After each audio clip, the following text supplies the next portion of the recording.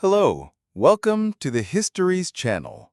Every relationship has their hiccups. Mistakes will be made, they could be big or small, but hopefully we can just get past them. That's not always the case, though. A few years ago, a man went through quite the family drama. He, we'll call him Jake, shared his story on Reddit. Jake thought he and his wife were the perfect couple. They lived out in the suburbs, they were financially secure, nice and healthy, had great chemistry with two amazing kids who were 9 and 14 years old. The two had a good social life, and Jake genuinely thought they were a happy couple. That was until they started going through some rough patches in their marriage. But they were the perfect couple, and this was just some typical married people problems. They were working long hours, and there were some developmental problems with their son, so things were a little tense. Nothing they can't work through, right?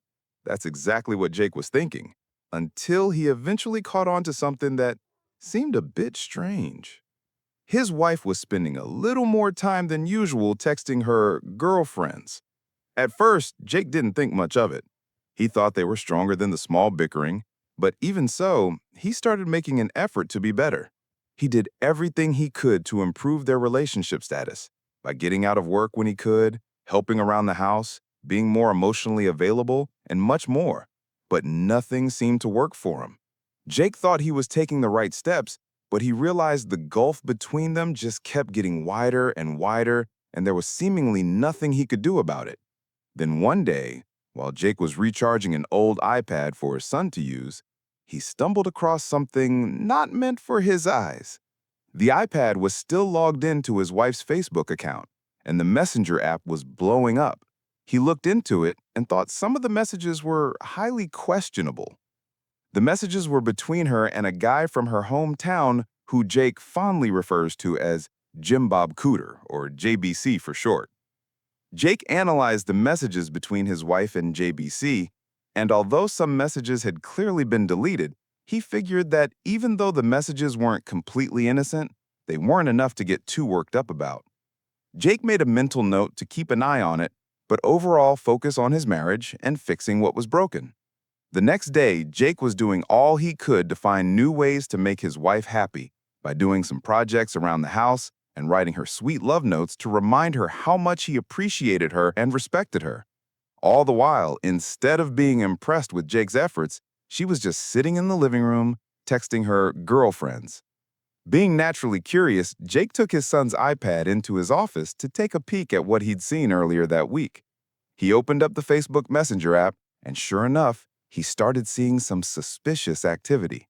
Jake watched in real time as his wife betrayed him in multiple ways. She and this man he didn't even know talked about Jake as if he was the scum of the earth.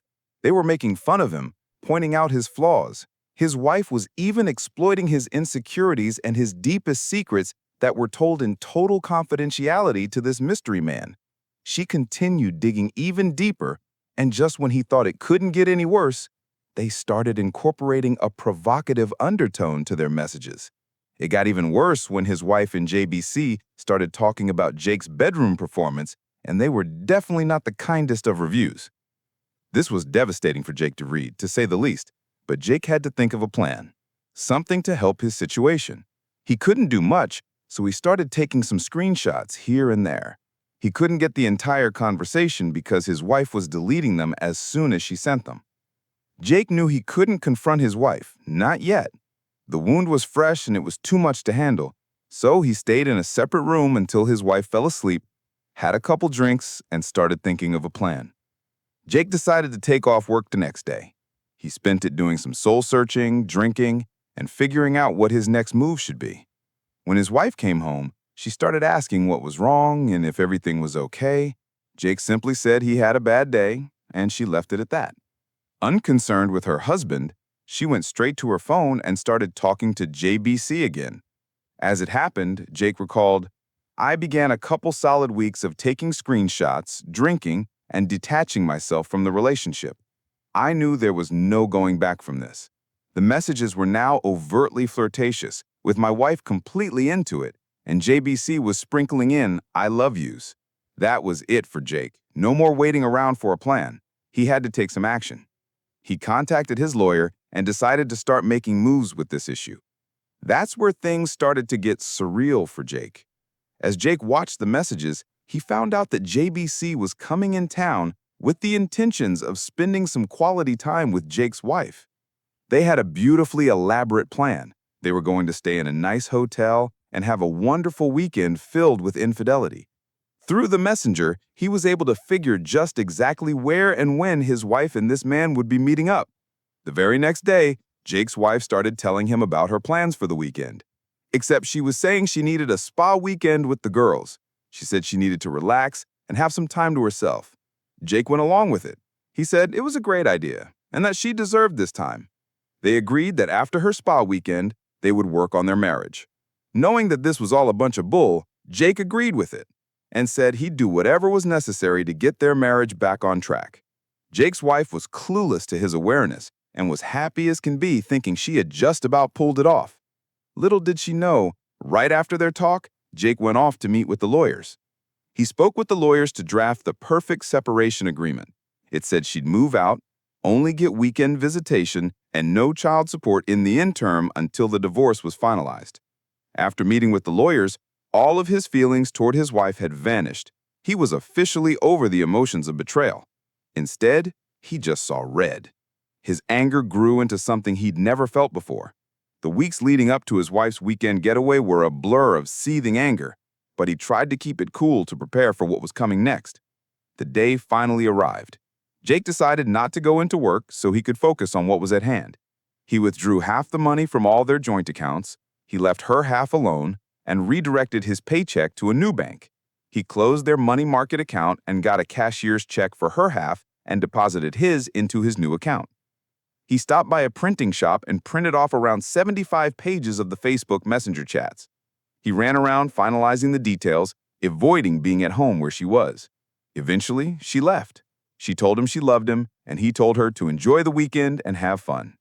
Jake waited around, and by 8:30 p.m., he decided it was time to go to the hotel and confront the issue head-on. He got to the hotel and called his wife's phone from the lobby. It went straight to voicemail. Jake's mind started racing. He thought she and JBC are already going at it. He tried to forget all that as he went up to the front desk and asked to use the phone and for it to be connected to JBC's room. After it rings 3 times, JBC finally picked up. Hello? JBC, can you send my wife down to the lobby, please? I don't know what you're talking about, bro. Okay, then I guess I'll have to call Mrs. JBC and get her down here. Totally a bluff. I knew he was married and I knew her first name, but that was it. JBC, inaudible, shuffling, panic. You got 5 minutes. Click. After this call, his wife came down the elevator confused and concerned about what's awaiting her. Jake sat her down in the corner of the lobby and his wife started trying to make excuses. He wanted nothing to do with that. He started explaining how things were going to be. I'm not here to argue. The things that are said in this pile of papers are what's going on. The only way I'm not giving a copy of this to our daughter, your parents, and emailing it to everyone we know is if you move out immediately. His wife was very prideful. Their daughter was going through a rebellious teen phase, and if she knew what her mom did, it would have forever killed their relationship. Her parents were also her golden child, and she always worried about what they thought of her, and her professional life depended completely on her reputation. Jake knew the only leverage he had was to pull this shame card, so that's exactly what he did. She started crying and saying things that made no sense. Jake kept going, though. He gave her a check for half of the money in their accounts, told her that he already split up everything for them, and explained that she would have enough money to get her own place away from him and the kids. She started crying even more, but Jake wasn't having it.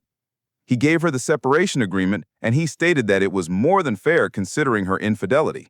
He demanded that she sign it and move out of the house as soon as her weekend was over. Before she could argue, he brought up the screenshots again so he could play the guilt card one more time. He left it at that. He simply told her to enjoy the weekend and walked out, and heard her break down in the background. Jake made it out the door and into his car before he had a breakdown of his own. Throughout the weekend, she kept trying to call him, asked him to talk, but he wanted nothing to do with her. Eventually, the weekend ended. She signed the agreement and started moving out of the house. She explained to the kids that mom and dad just needed some time apart, that they still loved them, and all other aspects of a standard divorce talk. After about a week, She wanted to have a real talk. Jake had figured out what he wanted and agreed to speak with her. Except Jake had some ulterior motives to this meeting that his wife didn't know about in the slightest. She said she was sorry, she wanted another chance to be with Jake and her family, and how she'd do anything. Jake had zero intentions of ever taking her back, but he decided this was where his revenge would come into play. He said she should set up marriage counseling that worked with his schedule. Jake explained he couldn't live with her, but she should be around to keep the relationship going with the kids. So she came by to the house to cook and clean and take care of the kids and normal house chores, but then would go back to her place at the end of the day. He was completely using her in her vulnerable state. They continued to go to therapy, but Jake was determined to stay the victim, and he intentionally blamed all problems on her. He wasn't ever going to give her a chance.